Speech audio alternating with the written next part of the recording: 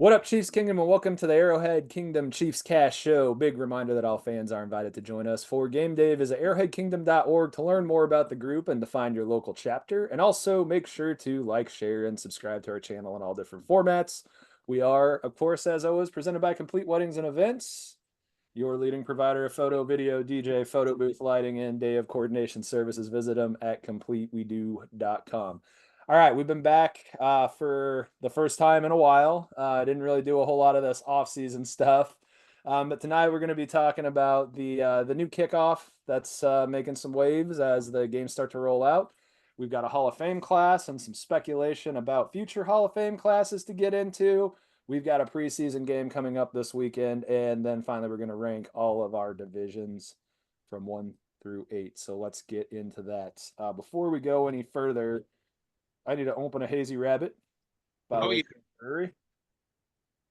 And I have. the thing I'm going to start with baseball season. I'm wearing a Royals hat, this deep into the season for the first time in probably 8 years. And I know that that's exciting for Brian where he lives. And it looks like he's showing some of that. Bobby Witt Jr. Woo! My God. And then, of course, I live in Milwaukee. The Brewers are closing the deal on the Central. I'm feeling pretty good about them. So a Royals-Brewers World Series isn't going to happen, but it's on the table, which I think that's cool. And then, Dwayne, your Astros down there are still kind of hanging on and being kind of excited. And so much of these Texan fans, Josh and Brian, I am just elated. I just want to see us shut them up because they actually are a little cocky all summer long. They've been having things around the city saying that they're going to beat the Chiefs. I'm like, oh, wow. So, okay, here's what I got to add. The Bengals were this lovable fan base that never expected to win anything. And then they won one AFC championship game and they kind of turned into the cockiest people in the world. Is it similar to that? Is it that bad? Is it worse? It's very similar to that. I've never seen so much cockiness in this city. I mean, these people, even on the news, these guys, they're all pumped up saying, hey, this could be our Super Bowl year. And I'm like, really? Wow. You sure about that? I think they're going to win the AFC South, and I think that they're going to go in the playoffs. But let's say they get to the AFC Championship, they're not getting past us. They don't. I agree. Well, and that's wild. Okay, so aside from the Astros, when's the last time Houston as a city won anything? Good question. 1994, 95, the Rockets. Back-to-back championship. Back in the Hakeem days. Now, if James Harden wasn't a choke artist, they might have had more of those, but yeah. Ouch.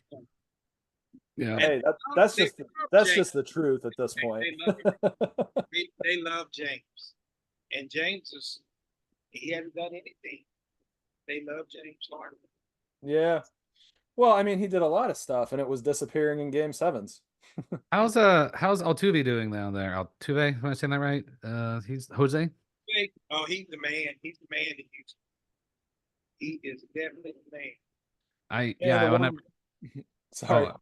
Oh yeah, no, I check. Yeah, in lieu of my son turning 7 and now being big, getting into baseball. Now I'm learning all about, like, I've had a kind of a lull, but now I've gotten more into like studying the players across the league, and I'm like, oh yeah, Altuve, he's the guy. I know that's like he's beloved down there, and he is dependable slugger, and yeah, it seems like he's the guy. Yeah, like you said, he's the man. So here's the thing for Altuve. So if you look at his season stats, so for the season, he's the 33rd best, and I know this is fake based on being fantasy. He's the number 33 ranked player in all of baseball. And generally speaking, a lot of players, 1,000 players. There's a lot of players. If you have a top 100, I mean, that's what you build teams on and stuff. So no, he's good. He's a leadoff hitter. I actually hit the Astros Park earlier this summer. That's a really nice ballpark.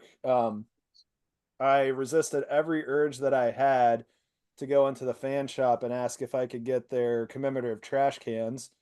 And I think I worked even harder to tell the guy that I was with that I didn't think it was a good idea if he did that either. I'm like, I don't think we need to come down here and just be mean, but there you go. All right, so let's let's talk Hall of Fame class. Sorry, we were going to talk about the new kickoff. Kickoff. I'm not talking about Yeah, the kickoff. kickoff. Sorry, What's I up can't with even this read my own kickoff? script. Okay, so the new kickoff. I saw the Hall of Fame game. Brian, what are your thoughts on the new kickoff? Okay, so my thoughts are, you know what? It can at least I don't know what the obviously the goal is to maybe limit the amount of we want more returns, but in so doing, there's bigger hits and more people get harmed because you know we don't want that to happen. That's terrible. So you know what I like about it when I'm reviewing it, there is an element of strategy being introduced in this, other than just kicking it out of the back of the end zone and that's the end of it. So they're like, okay, so there's incentive to do kick it in this zone. And you know, if they want to return it there, and there's like more opportunities to go to the 40-yard line versus like you know, bringing out to the 30-yard line. Do you want to go into the end zone to the touchback and do it that way? You know, there's like more options to be strategic. I don't know how the teams are going to use it. I'll be interested, obviously, be very curious to see how it's used. And the fact that there's no onside kicks down to the fourth quarter, like that kind of broke my heart a little bit. I like the onside kicks. I agree with you. I think the onside kick going away is the unfortunate collateral damage. Dwayne, what are your thoughts on the kickoff and how you saw it play out? I watched it in the Houston versus Chicago. First of all, it looked a little funky to me because it's new. I was like, oh. And then second of all, I was thinking of injuries. I was like, damn. You know, back in the old rules, you just put a guy that's really fast. He could be skinny like Xavier Worthy or somebody like that. And you just give him space and he can go. Well, this new kickoff rule limits space to me. So now, I mean, I hear what you're saying about the creativity of the teams. I don't know if they're going to lateral the ball, catch it, hand it, pitch it to somebody, or they're going to do some kind of run play option from there. I just don't know. But I'm curious because, like Brian said, there's ways that you can get really creative in that arena. But you're going to have to be more creative, like Brian said, Josh, where you're basically cutting down space. You know, kick it to the 40 and all of that. So you're cutting down space. So these guys, I don't know, they're gonna have to be more shiftier or something. I don't know what it's I think it's gonna limit us from seeing the Devin Hester type or the Dante Hall type of returns that we're accustomed to seeing. Okay, so I'm gonna kind of pull thoughts from both what you guys had, because when I watched it, what I saw was a clunky first offering and two teams that were trying to figure stuff out. But what I also saw was an extra actual play. So my take on the kickoff and why they went this direction was the traditional kickoff turned into either not a play or something that was potentially completely dangerous. Because the days of having somebody that plays a position that you call a gunner, whose sole job is to run 50 yards and try to knock somebody out of their shoes, are gone. I think the NFL justifiably decided to get rid of stuff like that. I mean, players are just bigger than they used to be, and there's potential for more damage, so you can't get that long run. But the idea of it just turning into kick it out of the end zone every time, because the kickers have bigger legs now too, was kind of not fun either. And so we're not going to see somebody die on the field based on a hit from a long run like that. And then we're also, not going to see kickers kick a ball into the stands anymore. It looked like a football play. So the couple of times that I saw it move, it looked like you had 10 people lining up to be blockers for a dive up the middle. Right. Which I think is compelling. So you're introducing right there, Josh. Exactly. I mean, you're introducing injury opportunities by having another play, because it's an actual play and every single player is going to be there. But I think it's in the long run going to add some strategy to the point where kickers are going to have to tackle, which is going to put people like Justin Reed kicking the ball, or our Reese Lightning, Louis Rees Hamitz, our Welshman. I'm curious to see what he looks like returning, because it also does kind of look like a rugby play. I don't watch a whole lot of rugby, but you see the play where the U.S. women's team got the first medal forever it was essentially that kickoff that got returned. It's the new NFL kickoff that got returned. If you would put those videos side by side with what I think this is going to look like and a video of what I think this is going to look like in the middle of the season, I think those are going to look eerily similar. And the strategy element is this, I think. Also, it's like, do you want Mahomes at the 30 coming if you kick it through, or do you want to aim for the 1 yard line, 2 yard line, and have someone tackle him and get him behind the 20? Because now you have the extra 5 yards going on there. So it's like, let's not aim for the end zone, because these kickers are quite talented at pinpointing where they want it to go if they can get it landed within the 5 yard line. So like, okay, so we're playing the Chiefs. I would like Mahomes to not be on the 30 yard line from the get go. Yeah. So what do we do? That part makes it a win-win for us. Yeah. But I think it makes it harder to just sit there and say we're not going to entertain this play, because you have a harsh consequence if you don't play it. And you've got a chance of stopping somebody within the 10, like a punt, but you also have a possibility that they figure out a way to turn Reese Lightning into a kickoff returner.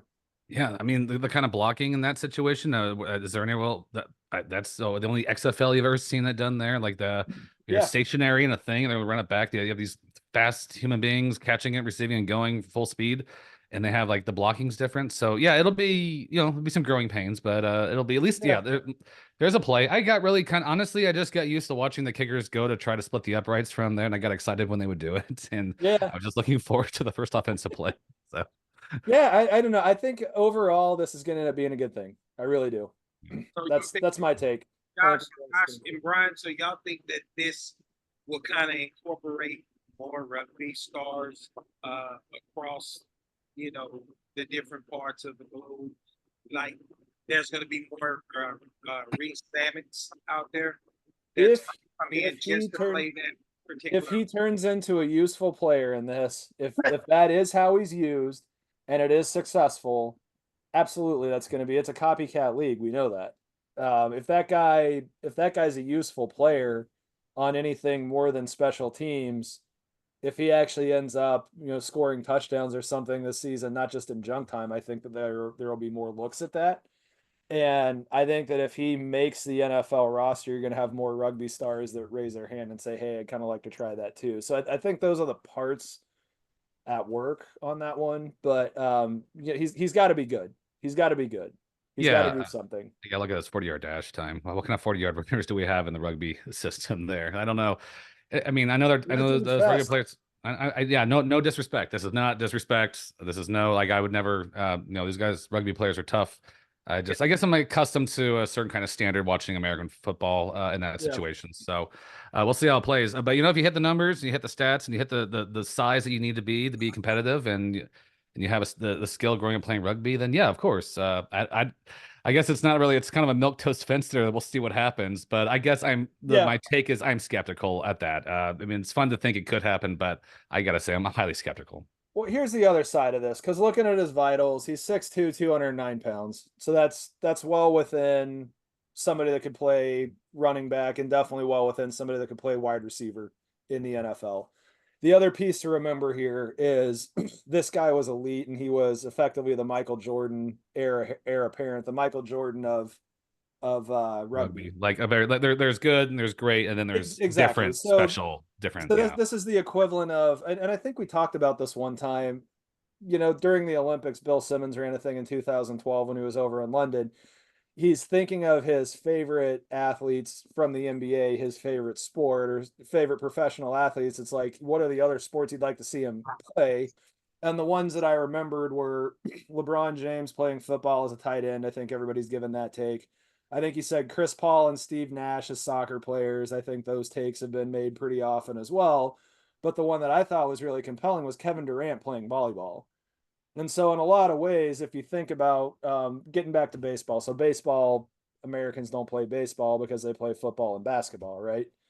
And so it's what if we took some of the best athletes that we have in our most popular sports and put them in other sports. And so in a lot of ways, Reese Zammit basically picked a popular sport just from a different country than where he's from. Rather than being the GOAT for rugby, he decided to try NFL American football. And the other reality about this is if this doesn't work out, he can go back to that old plan.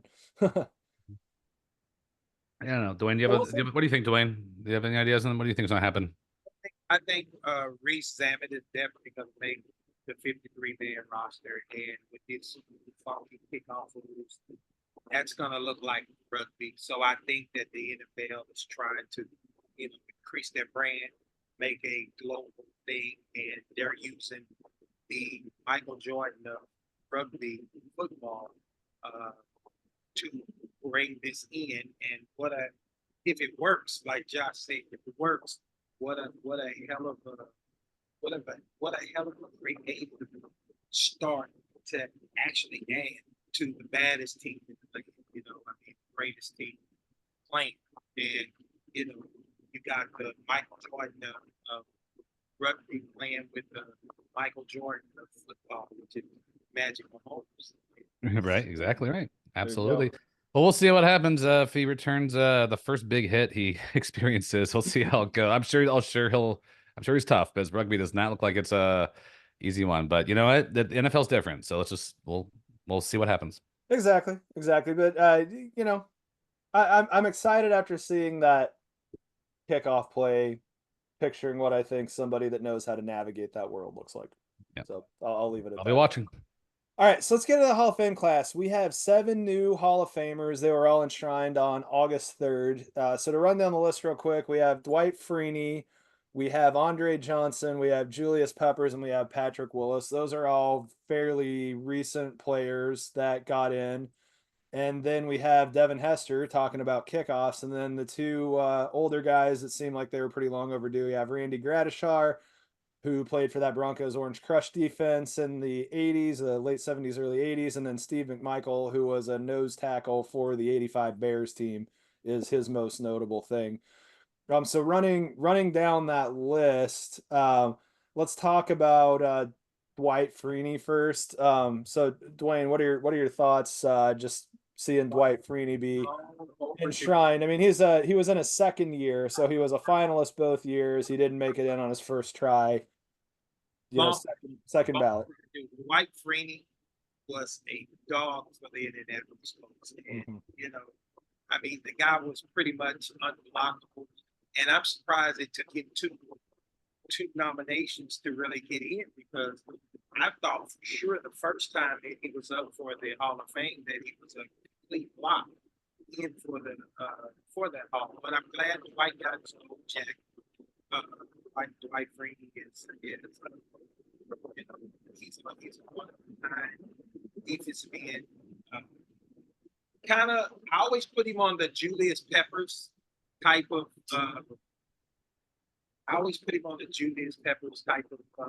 Talent-wise, but I always put Julius a tad bit over it, as far as being an athletic freak. But Dwight is well deserved. Yeah, I agree with that. So next one that I'll look at, Randy Gradishar. He was a finalist 4 times, linebacker for that Orange Crush defense. He was there from 74 to 83. So this was back when the hitting was harder and everything. He was eligible for 35 years, and he made it into the College Football Hall of Fame with Ohio State in 1998. And he's also a member of the Broncos Ring of Fame. I mean, I would have been 2 years old when he retires, so I can't say, that I know anything of him, but I think everybody knows the Orange Crush defense that knows football at all. And I mean, I was born in 75, so yeah, I didn't really watch him, but I've seen his story on the NFL films, and I'm like, wow, exactly. All right, Brian, Devin Hester. What are your thoughts on Devin Hester? All right. Promise me you guys don't get mad at me. Okay. I'm going to have to sit this one out, y'all. You guys are much more in-depth NFL fans. I should have done prep, but yeah, I don't have anything to add to this segment. Devin Hester, he surpassed prime time Deion Sanders in returns, and for a 5th round guy, I think he was drafted at the same time my brother was drafted in 2005. He was a 2nd round pick in 2006. He was 2nd round, so he came in as a wide receiver, and Turned And as into a a wide thing. receiver, he was okay, but you know, he wouldn't have made it in the NFL Hall of Fame as a wide receiver, not even close. But what he did on the field, to me, he was like he did what Dante Hall did, but took it to another level. And I think that Dante is the same caliber returner that Devin Hester is, but the difference is Chicago, when he played, they actually went to the Super Bowl. They didn't win, but they went to the Super Bowl. So during that, Return a kick for a touchdown first play of that game too. no, isn't that crazy? Yeah. Yeah, he was a lot of fun to watch, man. I mean, really shifty guy, had quick, beautiful feet, cut on a dime. He could be going left, and boom, next thing you know, he's down the field going right. So yeah, Devin Hester, complete dog. Well, and it's kind of like closers getting into the Baseball Hall of Fame.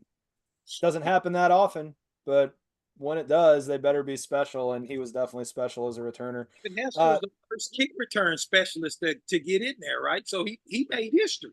Yep, there you go. All right, so Andre Johnson, in his third year of eligibility as a finalist every year, finally had his name called. No, another Miami guy, along with Devin Hester. He spent 14 seasons in the NFL, so he was durable. He had seven of those seasons. He had 1,000 receiving yards. I mean, he was just a guy who was always there. He was always at the top of the stat book. I don't really know that there's anything to say other than he put up the numbers to earn a spot as a wide receiver in the Hall of Fame. And then Steve McMichael, 25 years of eligibility, first time as a finalist, forced 13 fumbles and recovered 17 and had 3 safeties. And I did see that. Seasons. Yeah, I mean, Whenever he was on the hospital bed. He was under that 85 Bears team. I mean, again, that just seems like one that should have happened. Great defenses, and I'm not a Bears fan at all, but that 85 Bears team, that defense and that run game was life. That was, I remember watching that Super Bowl, and because I used to be a fan of refrigerator. Wait. Just because he was so damn big, he was huge. And Yeah. And when you got him on the goal line, they actually lined him up at fullback, and I was like, oh, shit. This 150-pound man just busts through and can't nobody hit him. Like Don Terry Poe kind of thing. Yeah. Pretty Don Terry Poe. That's exactly who he was. But Poe was built up better than the refrigerator. The refrigerator was more doughier. He's a little fat. Even though they the same weight, but he was fatter. Poe like more solid, Yeah. The what was it? Was it 85 the Super Bowl shuffle year? Yes. With him, the Bears, 85. Yeah. No, remember the movie Invincible where Mark Wahlberg played the guy who made the open tryout to be a gunner for the kickoff team for the Philadelphia Eagles. One of my favorite scenes in that is when Mark Wahlberg's character Vince Papale is talking to his dad, and he's talking about life and football and all that stuff. And his dad makes a comment about this great, playoff game or something like that where the Eagles did something. I don't remember all the details, but he's like, that was so important because that got me through 15 years working at a factory. That got me through like all the stuff. It's the joy. And I think about that 85 Bears defense. That's really what that is for Bears fans. I mean, well, I'm sure we'll get into the Caleb Williams hype here when we talk about the divisions and stuff. But I mean, the Bears, I was watching Nick Wright earlier today, and he was talking about how most Bears fans that are alive today have never seen a good quarterback. No. Like at all. It's like they've never seen a top 20 offense. And it's that 85 Bears team. I mean, Packer fans up here just like, oh, all you guys do is talk about the 85 team. It's like, well, that gets people through years of fandom. And if only the Chicago Bears had a chance to draft Mahomes. If only they had that chance, Oh well. Who's being mean now? All right, so then the last two, Julius Peppers made it as a first ballot. He was the lone first ballot here, and then Patrick Willis has been eligible for 5 years. So I mean, Dwayne touched on Julius Peppers a little bit ago, and I'll let him say some more about that. The biggest shock to me there is Patrick Willis has been out of the league for 10 years. Yeah, That's crazy. It seems like yesterday that he was playing there. 7. Was he like an 07 draft for the San Francisco 49? He was 07. He played 8 seasons with the 49ers, and you know, not the longest career, but I just remember that guy. The 49ers sucked, and then all of a sudden he's on that team and they've got this horrifically horrifying stout defense, and then John Harbaugh came in and cleaned Yeah, stuff up and turned him into a playoff team and got Alex Smith right. But yeah, I mean Patrick Willis was a scary guy. he was, but Patrick Willis gives me hope for guys like Derek Johnson. I feel like I'm like, hey, Patrick is in, man. Uh, will they make Derek wait 30 years, 20 years? Hopefully not. Yeah. So that's our Hall of Fame class. So here's the biggest question. Dwayne, what's your favorite, and who do you think is the biggest snub? Of the Hall of Fame class, Andre Johnson, first guy to get it for the Houston Texans, and what a nice guy. I know him personally, real soft-spoken, quiet guy. Not a showboat guy, but he went out there and he put up numbers. I mean, like he was, to me, he was that guy that, when you look at him on paper, you're like, wow, he should have had more endorsement deals. He should have had this and that. But he played with quarterbacks like Schaub and Derek Carr. What's the real tall guy? I can't think his name. Ossenweiler and stuff like that. But what if he could play with Deshaun Watson or C.J. Stroud? Yeah. It's like Dwayne Bowe didn't get to play with some of our big guns, I'm glad you said Dwayne Bowe. Dwayne Bowe puts me in that same boat as far as production, And so yeah, I mean, he was the best player on a bad team for a handful of years. Into the Hall. Dwayne Bowe was catching balls from Tyler Thigpen, Matt Castle, Exactly. A little bit with Alex Smith, just a tiny bit. Yeah, and I mean, think about if he would have had a full career with Alex Smith, and Andy Reid. We'd be talking about Dwayne Bowe differently. That's right. Okay, Brian, who's your favorite entry to the Hall of Fame? My favorite or my snub? My favorite snub. We'll do both. Who do you think should have made the class, and who's your favorite that did make it? Well, I guess that my favorite is that only because keep in mind, yes, I will humbly say that I need to brush up on my history and my knowledge as well. But I did enjoy watching that Steven McMichael guy get his. It looks like he's close to not being around anymore. It looks like he's on a hospital bed of some kind. I saw it go. He was like on a hospital bed. He has a ventilator in his throat, and it's not. He doesn't seem like long for this world. And but he was able to witness and get told that was going to happen. So I'm happy he got to experience that at this time. So I guess favorite is I'm glad he got to have that moment here while he's still with us. So that's great. Who's your biggest snub? Oh my gosh. Snubs. Oh man, What? a whole lot of snubs. Like when is somebody gonna give Donovan McNabb? I mean, he holds all the records for the Eagles. He's an Andy Reid product, just like Mahomes is, but it's not as good as Mahomes. But he definitely deserves a gold jacket. That's interesting. Dwayne, is Derek? Are his numbers comparable to Hall of Fame territory? With who they let him? What you said earlier, I'm thinking is he if they let this? Is he in that realm, or where is he at in that rating? His numbers are better than Troy Aikman, but Troy Aikman has 3 rings. So, but his numbers. I found a thing at one point. I need to dig this up. I should have dug this up. I'm thinking about it now, but there was an article I found, and it had points, like a point system, and it was something to the effect of somebody gets 100 points, they're a Hall of Famer, and it had so many points for being on an All NFL 100 team, being on an All Decade team, All Pro first teams, stuff like that. And Super Bowls meant a lot. So start out with that. Winning Super Bowls meant a lot. Winning MVPs meant a lot.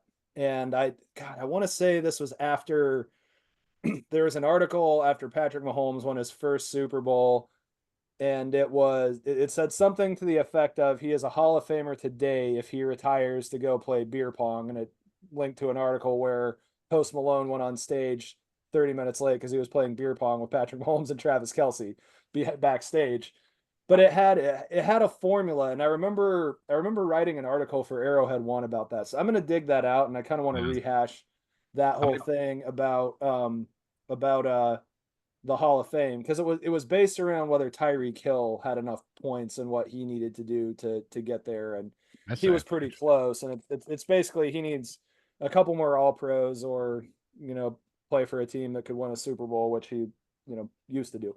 But Donovan McNabb, I think, is one of those where I think it would be interesting to calculate the points. My snub isn't it was going to be until he gets in Otis Taylor. Otis Taylor should be in the Hall of Fame. And outside of that, I've got to say I agree with Brian that I like seeing the guy actually be recognized, Steve McMichael, and it's unfortunate that Otis Taylor didn't get that chance to get his name called when he was alive.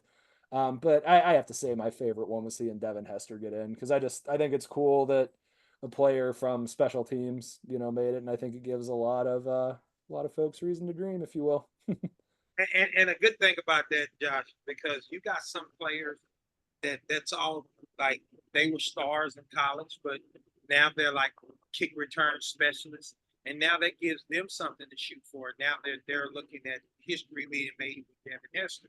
So now these guys can gather and say, "Hey, I'm going to be that special teams guy, be great at this, so that I can be like him."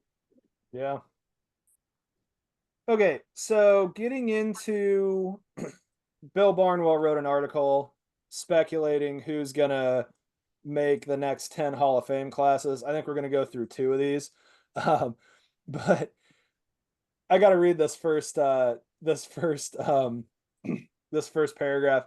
Predicting what will happen in the NFL over the next 12 months is impossibly difficult. You have to account for every single bit of movement, injuries that alter the season, and everything from whether it's too hot to conditions that are cold. And then after all that, the Chiefs end up just winning the Super Bowl anyway. So yeah, they do. Got to say that. But so he talks about how he's going to pivot to predicting stuff. So his list of Hall of Famers for 2025. And so my understanding is that the 2 older guys we mentioned, those got in through the Veterans Committee or something, but he's listing 5 that make it and then 5 that are eligible that miss it. So he has Eli Manning getting in as a first ballot, Antonio Gates getting in his second year, Terrell Suggs getting in as a first ballot, Jared Allen getting in his 5th year of eligibility, Adam Vinatieri getting in first ballot, and then the ones that are eligible that don't make it are Marshawn Lynch, Marshall Yanda, Ryan Khalil, Luke Kuechly, and Aqib Talib. So Adam Vinatieri, I think, is the biggest slam dunk of that entire list. The one that I want to get your take on, Dwayne, Eli Manning. Well, we know Eli's. No, he's good. He's a man. Got 2 ratings, so that's a lot. We know Gates. I believe Gates gets it. Yeah. Yeah. Okay, so you don't consider Eli Manning getting to the Hall of Fame as a debatable situation, it sounds like. No, he has the right last name. Yeah, he's gonna get it. Yeah, I feel roughly the same way. I mean, I understand the people that say I watch the games, he's not a Hall of Famer. No, he's not.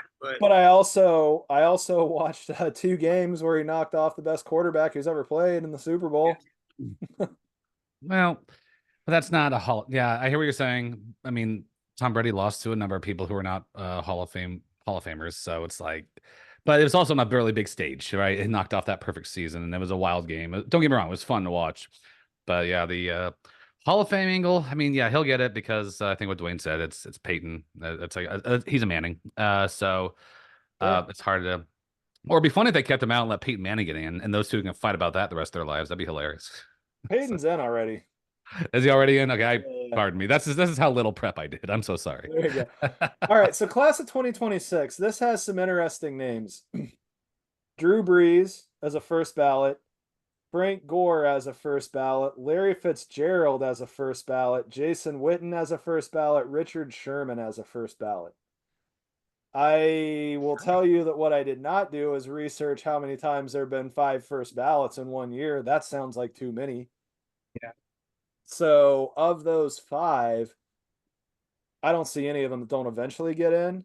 So I'm going to ask this question, Dwayne. Who do you think is the most likely of that 5 to not get it in the first year? Not getting it, Richard Sherman. I agree with that. Yeah, yeah, and I recognize that. Yeah, it makes sense. Gosh. There's a part of me that wants to say Frank Gore, but then if you just look at the durability numbers there, good God. I mean, that guy was just a workhorse at a completely unforgiving to your body position for a very long time. Right. And he played, what, 18, 16 years? He played from 05 to, 20? Yeah, yeah. Ooh, Iron Man. Good Lord. Yeah, 15, an injury-riddled career at Miami. Right. So he couldn't stay healthy in college, and then he turned into the guy who never got injured. I mean, 16,000 career rushing yards. Jeez, 15 years. Oh my God. Exactly. 15 years, and he was 1,000. He averaged over 1,000 yards for 15 years. That is extraordinary. That's insane. I mean, it's like bodies aren't supposed to do that. Yeah, that is wow. And the crazy part is that you would think somebody that got beat on at that period of time, because he still played in the you got jacked up era, the guy can still get up and talk. And he'll be able to give his own Hall of Fame speech. So yeah, I'm inclined to believe that he's going to be to the offensive line there. First ballot guy. Yeah. All right. So yeah, good stuff coming in the Hall of Fame world, and I think we're pretty on the same page there. So now rolling into, we have a preseason game this weekend.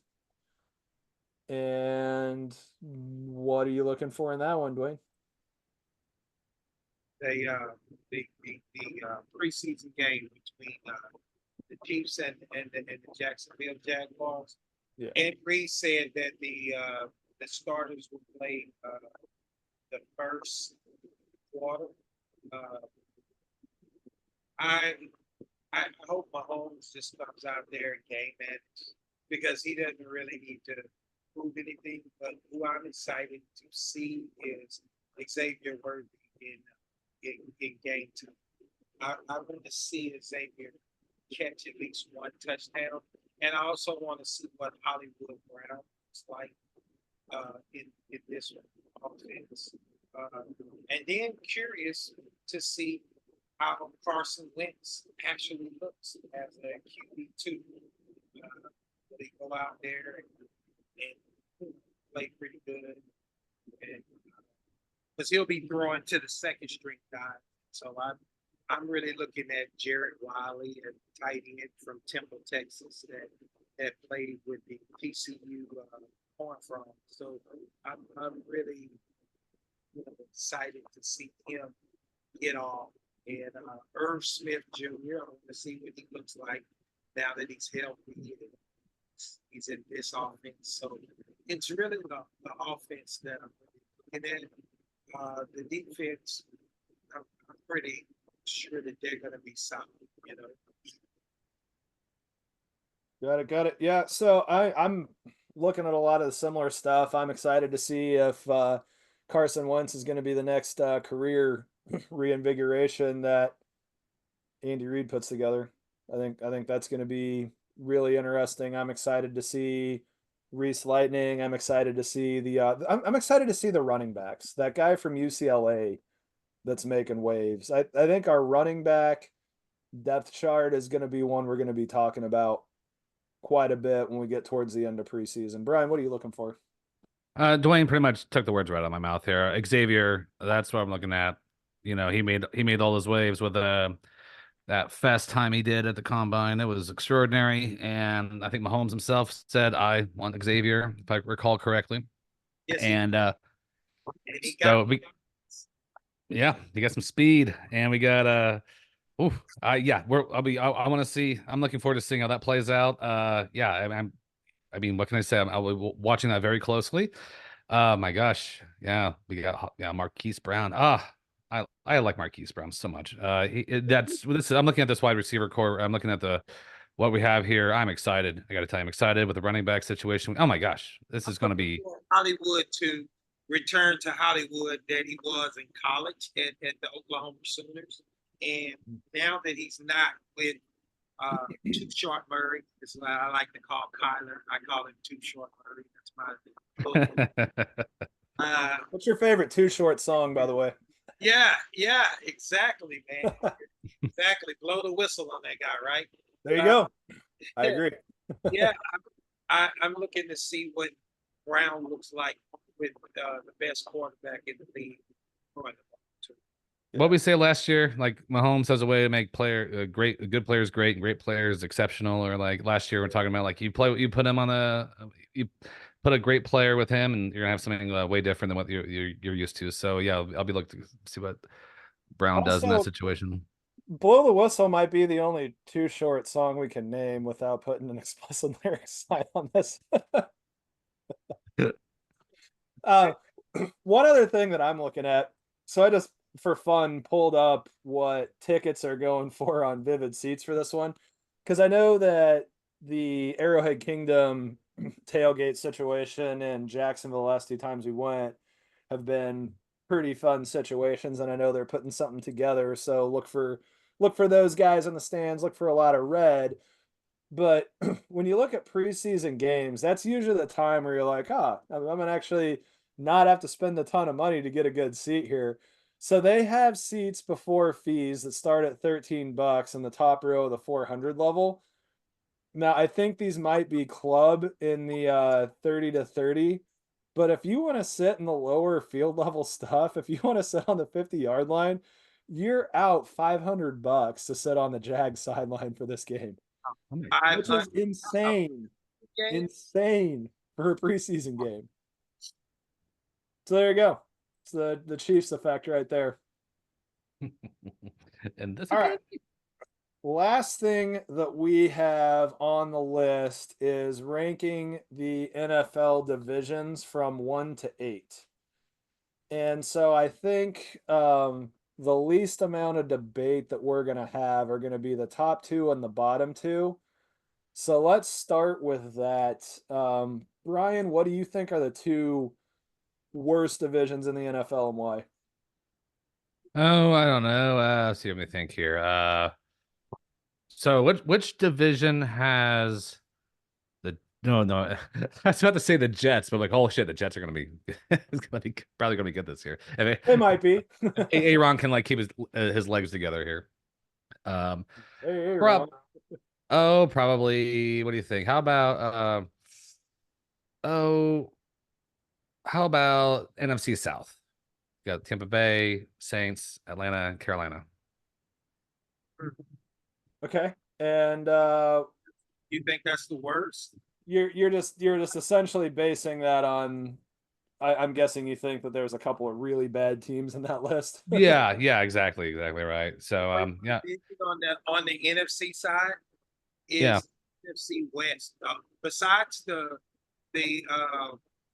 San Francisco 49ers, I don't think I can't see the Rams, the Seahawks, or the Cardinals making it to the postseason.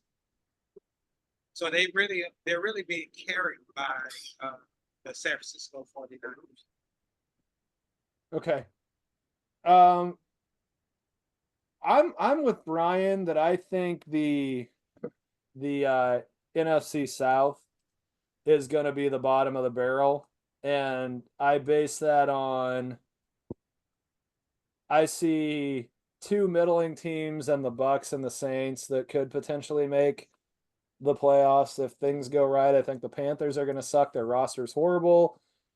Then I think the Falcons are going to win that division with, 9 wins type of thing. Which is bad. I don't know that I can quite get where you are with with the NFC West, Dwayne. I think Kyler Murray's going to come back and actually have some better weapons, and he'll be able to keep himself upright for a season. And I think that the Rams, I think you're sleeping on the Rams. I think Matt Stafford being back healthy with a couple of good receivers is going to make them better than you think. And where I would align with you a little is that I think the 49ers, especially if they get rid of Brandon Ayuk like they're talking about, are going to take a step back. Yeah. And the other one that I was going to mention that I think is probably close to the bottom, I'm going to say the AFC East, and I'm going to base that on having lesser versions of the Bills and the Dolphins, not believing in the Jets, and the Patriots are probably going to be picking first. Yeah. So I'm putting the AFC East and the NFC South at the bottom. So let's pivot back. Brian, who do you think are the two best divisions? Well, the one. Well, let me look. Double check those. We have Chiefs. They carry a lot of weight there, but looking at Lions, no, Packers, Vikings, and Bears. It's NFC North. Shit. AFC North is looking. Oh my gosh, what do you guys think of AFC North? See, I'm right where you kind of got to. I think both the AFC and NFC North are going to be two very compelling divisions because they all have teams that are 10 to 12 game winning capable. And I think they have multiple teams that are likely to do that. And they're not going to be just completely top heavy. Somebody has to take last in both of those divisions, and I think it's going to be the Browns and the Vikings. But I don't think either of those two teams are going to be easy outs. When you're talking about the NFC North, the Packers aren't going to be a bad team. The Lions are not going to take a major step back. And so then you have to answer the question, do you believe in Caleb Williams? I don't on the level of Nick Wright, but I believe in him. Yeah, I think the Lions are definitely going to win that division. But like you said, Minnesota will be at the bottom. The Bears will be third, and I believe that the Packers will be second. So I could see 2 to 3 in that division alone. The way the NFC is set up, make it to the postseason. Yeah, and then in the AFC North, assuming this Brandon Ayuk deal to Pittsburgh happens, you have 3 teams that I think with a straight face can say they expect to be competing for a Super Bowl. I don't know about that if Ayuk doesn't go to Pittsburgh, and there is the question of are Russ or Justin Fields going to be able to get the ball to anybody, but when you have George Pickens and Brandon Ayuk on either end of the field and a decent running game and a solid defense, you have to take that team seriously. You've got Joe Burrow back with a bunch of pissed off wide receivers that want their money and know that they're in a situation where they have to play well if they want it. So that's going to be motivation. And then the Ravens are still the Ravens that, added Derrick Henry. Oh, God. Oh, God. Yeah, so yeah, that's like there you go. So are we good thinking that the North is going to be the best divisions on, Yeah, logical like I said, I can see 3. I can see 3 coming out the North. And out of those 3, for some reason, I don't know if Cincinnati. I don't know the health of Joe Burrow. And if Joe Burrow is not healthy, they'll definitely be at the bottom. But I don't know. Because like you said, they got pissed off wide receivers, right? With pissed off wide receivers, you got Higgins mad. The only one happy is Jamar Chase. No, and he's not happy. He's asking for more money. Really? Yes. Damn. No, they're all mad. And with Yeah. them being mad, that might be something. And didn't they lose some people on defense? Defense, I'm not going to even act like I know that side of the ball. I mean, they lost Joe Mixon to Houston, which is part of the reason those guys are being cocky. They lost Tyler Boyd to the Titans because you can't have three max receivers.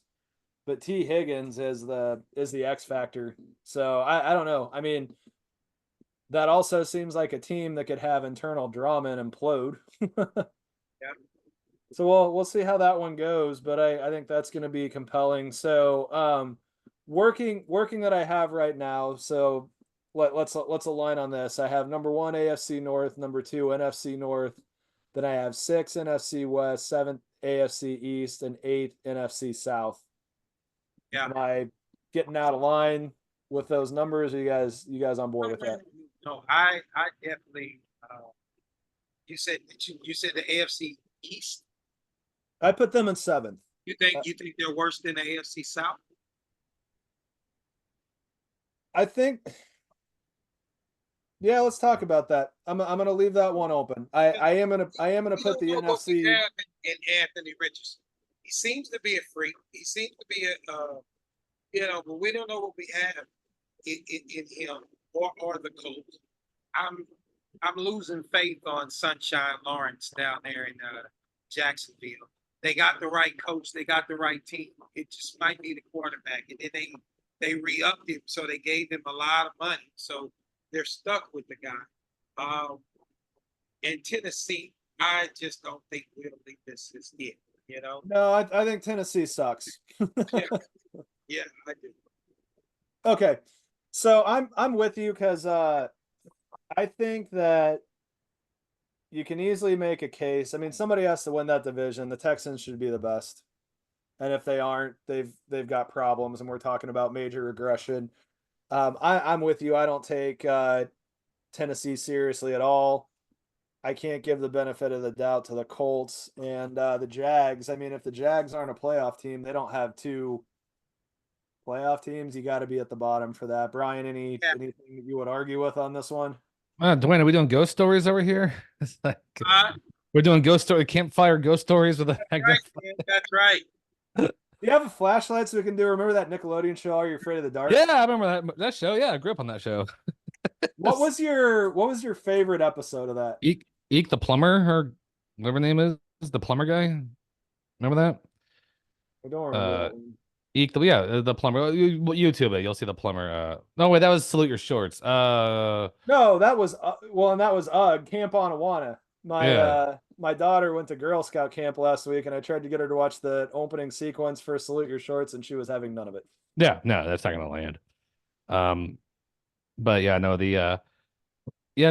gosh, I think your list is fine there. Saquon Barkley, the Eagles, Dallas Cowboys. I don't know how they're looking. I'm sure they are the Dallas Cowboys. Well, they can't. Here's what I got right now. I think what we've established is that the AFC and NFC North are 1 and 2, and that the AFC South and NFC South are 7 and 8.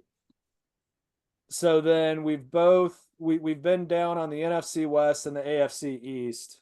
So I've got those penciled in at 5 and 6. AFC East, NFC West. Dwayne, what do you think is a better division? The NFC East and the NFC West and AFC East. NFC East. NFC West and AFC East. NFC East. Philadelphia, Philly.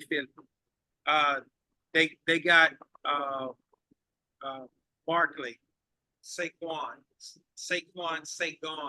Barkley. He's got protection now. Shoulder. New York turned their back on him. He's going to do extremely well there because Jalen Hurts is a great runner of the football, and he's going to take pressure off of Jalen. And so Jalen can throw the ball downfield to A.J. Brown and occasionally to Devontae Smith. So I got them winning it at 11 and 6 or 12 and 5, but completely cracking up in the playoffs. And I think Dallas Dallas will have the same record as them, but they will win uh, more division opponents than Dallas. So that's going to put Philadelphia over the edge. Because last year, Philly and Dallas had the same record, I believe, but Dallas beat Philadelphia twice. Correct. No, yeah, they beat Philadelphia twice. That's how Dallas won. That's how they won the division. So I think it's going to be the same thing, but opposite. New York is going to suck. New York's going to suck terrible, and I think Commanders are going to be good. I see Daniels turning into a CJ Stroud type of player, but I think that in the division that he's in, I believe that the Commanders are going to get 10 wins. He's going to win Rookie of the Year, but he's not going to the post. Got it. Brian, what are your thoughts on that list? What are divisions that you look at that you think are better than not? Yeah, I'll be taking a look at NFC East is looking interesting with Saquon the deal. It'll be interesting to see how he performs now that he has protection and he has some blockers that can give him time to do what he needs to do to use his exceptional skill to move the ball. So definitely leaning towards that, honestly. I don't know how the Dallas Cowboys are looking. I do recall that first game last year against the Giants, and I was like, oh my God. And then things didn't work out towards the postseason there. So I assume Cowboys are still hungry. I don't know if they lost or gained a whole lot over the season. I've not followed very much, but I hear Dak Prescott is still around, so they still have that defense doing their thing. It'll be interesting to see what happens with them. So yeah, NFC East is looking. Then we have the Giants and the Commanders. We'll see, but yeah, those two teams alone make it something palpable for sure. Yep. No, I'm with all of that. All right, so I'm gonna run down a list that I have here, and let's poke holes on it. We probably could have organized how we're doing this better, but here we are. Okay, so make this real quick and then get into final takes. We can either accept this or argue with it. So I have AFC North, NFC North, both divisions vying for 3 playoff spots.